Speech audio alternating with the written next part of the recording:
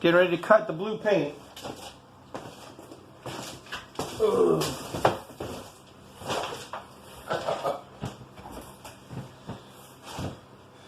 Always start with a dry, clean wall. A good paintbrush, good paint. We're using the low VOC paint. Different types, different styles, different happiness, different smiles. I don't know, you can see my face. Now, usually, I don't usually cut. I mean, you can. I usually like to tape just because it gives a better edge. And I haven't cut freehand for a while, so I gotta try and get the hang of it. I gotta try and get the hang of it.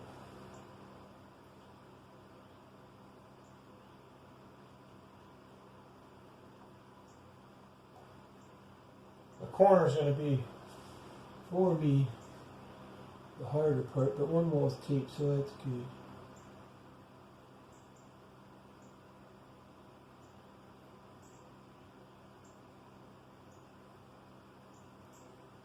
I feel better once I get the corner.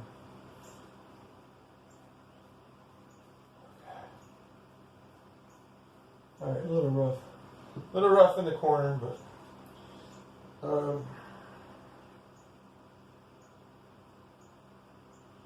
now I put the paint, so the paint towards the ceiling, there's hardly, all the paint's been wiped off. The paint towards the wall has a glob of paint on it, for me. Some people clean the whole brush, I guess. Some people do it a different way. I'm sure there's people out there that can show you pro tips. Obviously, I mean, I'm probably an amateur painter because I don't do it professionally. But I've painted a lot of junk. When I say junk, I mean good stuff. I mean, I help friends paint houses, rooms, walls. I painted exteriors, but I am not a painter. I do enjoy painting, and I wouldn't mind small projects, but sometimes the tediousness of it, and like if you do paint for other people, I'm definitely not good at moving furniture. And when you got nice floors and stuff you want protected, I'm not the guy to worry about your wood floors and your carpets. So you would have to have a mover.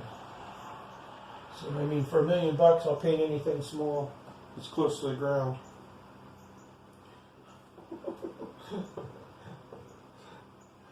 Almost anything. How's that? This cutting is better, but you're supposed to do like this and keep it going. One of my friends is an expert at this. I know it's pretty good for me and for what I do. I'm happy with it. If you're one of my friends and you want me to do some semi-painting for you, we'll work out something where I do a half price. So instead of $1 million, 500,000. Or a reasonable offer. If it's something small, I don't mind painting.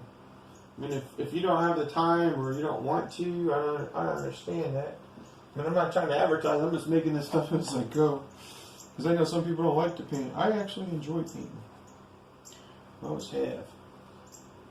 I guess I should have been a painter and have a summer career as a lifeguard.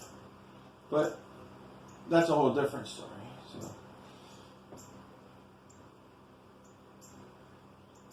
I was telling my daughter I'll be happy when she could be a lifeguard. I guess some places you can be a lifeguard after 11 or at least get certification. Well, I'll feel better about her swimming either by herself or with friends, because you should never swim alone as far as I'm concerned. They've said that for years. But I would feel better if she was lifeguard certified. That's what I'm saying. So someday when she has a lifeguard certificate, I will just feel better in general about her swimming, because that means she's achieved a level of knowing enough about water safety. And as far as I'm concerned, that's one of the things they should teach in school. Besides your cooking, cleaning, self-defense, how to grow a garden, all that stuff. They should teach basic swimming.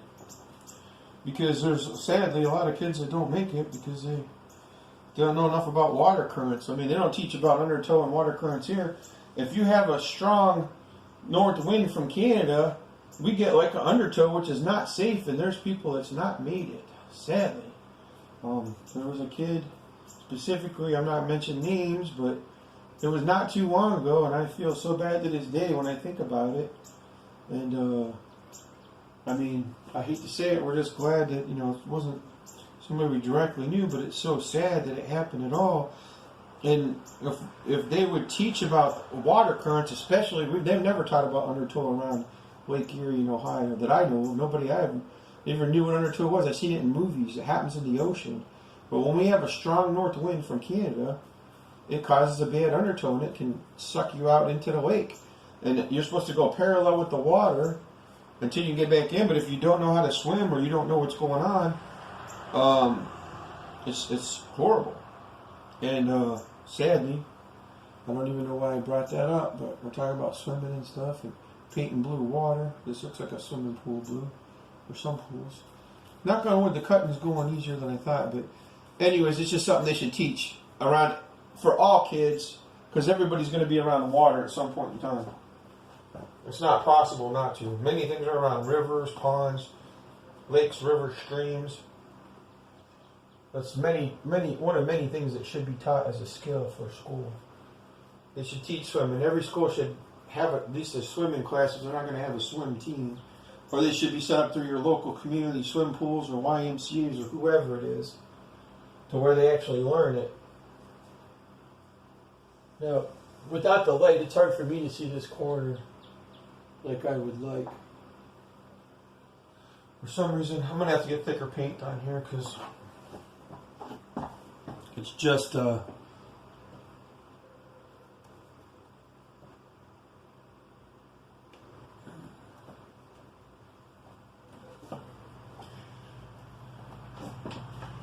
it sadly it happens a lot of places and it's preventable. I've seen videos on YouTube where young babies naturally roll over in the water. Some of them might have been trained that way, but by back floating. And when I see that video, it's scary, but the baby rolls over, and they're obviously under a controlled circumstance. And usually the parents are swimmers. But it's just something that would be, if it's taught from infancy, it's even better. But for sure, schools, when kids are old enough to start understanding, if they made it that far, I don't know, it's just something that would be nice for the world. Especially if kids don't know how to swim.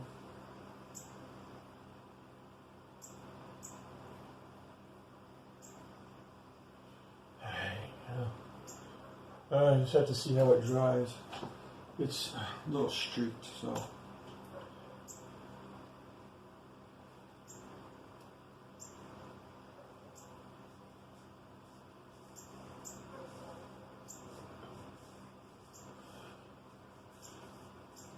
So it's actually that little bit of gloss that I allowed to roll over.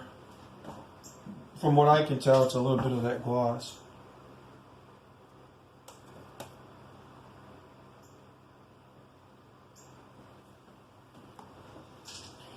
All right.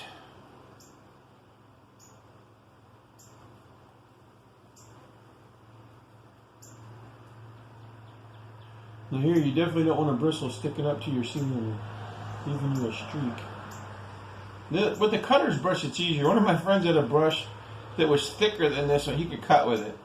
This is definitely an angle cutter's brush. This brush is specifically made to cut. Now, I could cut with this one, knock on wood, for the best part of, if I did it on this on the other one, but when you're painting multiple walls, multiple colors, it's nicer to have. Anyways, it's going knock on wood. Beep, beep, beep. Better than expected. Alright, clean the wrong side of the brush. But that's what I mean. So, you just don't want to get overzealous with this paint. You want to go slow. But with the cutter's brush, this is nicer. A little bit on the ceiling, just roughly. But it saves you a lot of time and money on tape. But there's many times I like the tape just because it gives you a nicer clean edge. With this here for my rooms, if I don't have to and I'm not doing multiple locations, walls, color changes, I'm definitely using this again. Because this is definitely the way to go. Then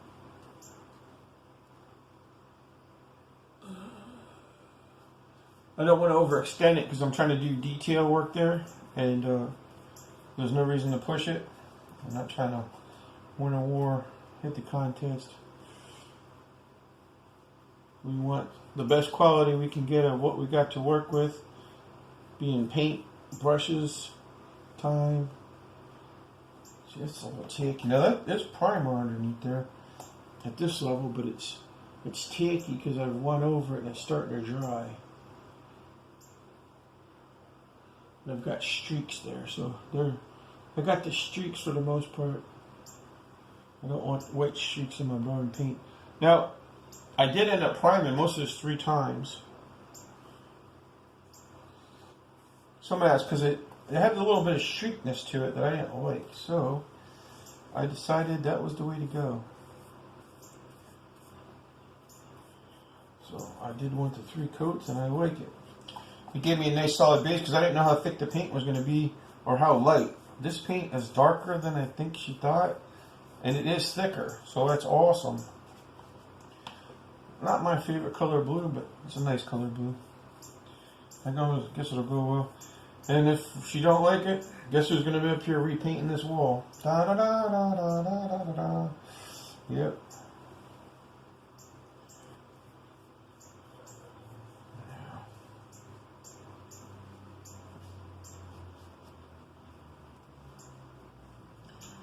At this point,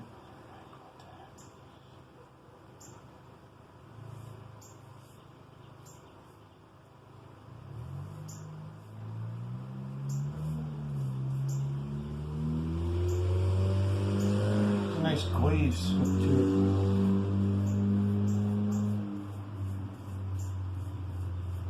Part leaving streaks is where I go over it a second time, but you know, you're painting. There's no way not to touch it a second time. Not with the brush. It's a nice thick glaze. Yeah, I'm not going to overreach. I'm not going to try painting that heart. I'm going to try painting this because I enjoy it. I'll give it a little bit of cutoff point. I like to do on my corners is I do this. To me, it helps. When I can see a spot, I noticed that there are friends I was helping them paint a long time ago. To me, it helps bend the paint in my eye if you're inspecting it. To me. So if I get any square edges, I round them. Have forever. If I gotta go around if I have to go around a nail head, I make a circle or an abstract circle like this. There's no nail head there, but let's pretend there is.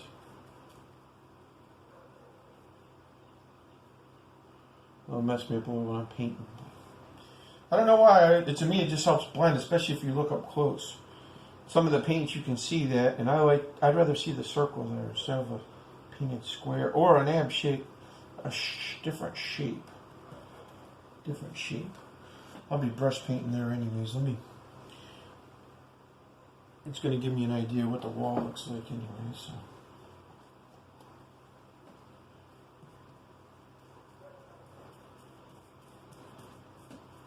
Some of this is glasses. And this is only a light bulb. I think it's the equivalent of 75 watts, but it's LED. So finding a brighter light. You can't put even with this one, the bulb is big enough, you can't put the ceiling fan light cover on because it's must be the bulbs are considered more commercial, which is scary. So I need to find a brighter light, which is LED, that will fit inside the fluorescent or the globe of the ceiling fan.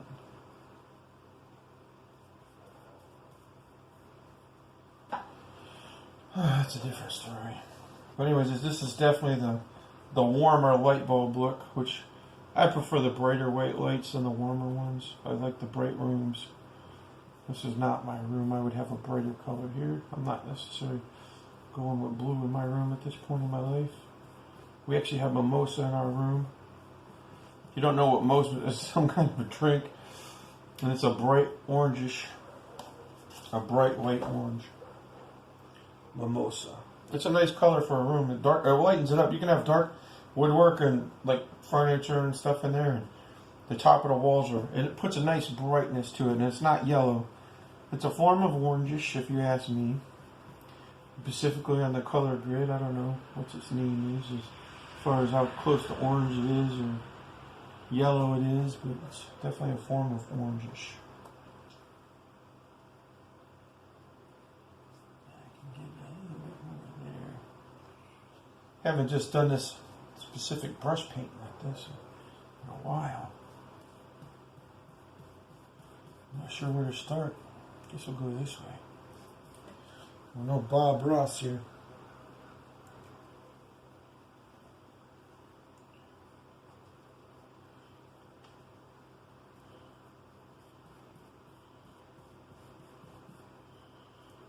There's little spots I don't like. I don't want to roll it because it's just, I don't know how the paint's going to lay. Rollers cause their own issues as far as I'm concerned at times, besides the operator of the paintbrush and the roller. So we'll see. I mean, I can always roll it again or roll over it. You can't get the little streaks out. For some reason it's daubing and dabbing. So you don't want to, once you get a nice flavor or coat on it, try not to touch it. It's getting daylight out. I'm hoping that camera's still running and I'm not talking to myself. From this angle, I can't tell jelly beans about it. But the thicker you put the paint on, the better. As long as it's not dripping and running is what I'm saying. For this instance, this paint is a little bit thicker than I thought it was going to be, which is awesome. Of course, you're supposed to paint top to bottom, side to side. Sometimes I'll paint, especially small projects, I'll do different.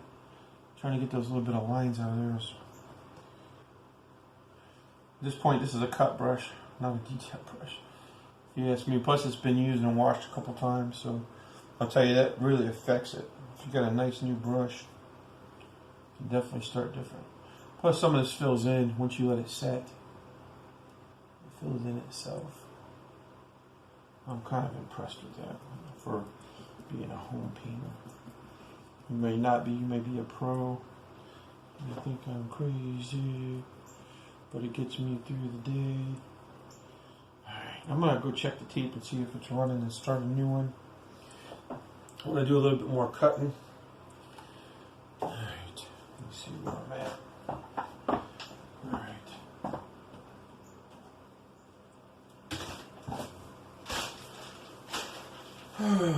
Rockstar.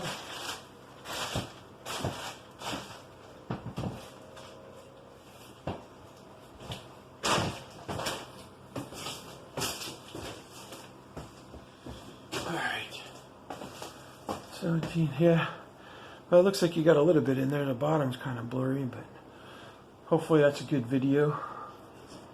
I'm going to move over here and then start part 2 of the video. Maybe that'll help if I got it straightened out.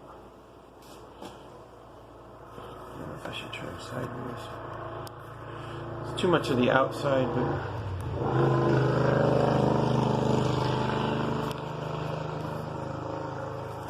I'm trying to figure out why the camera's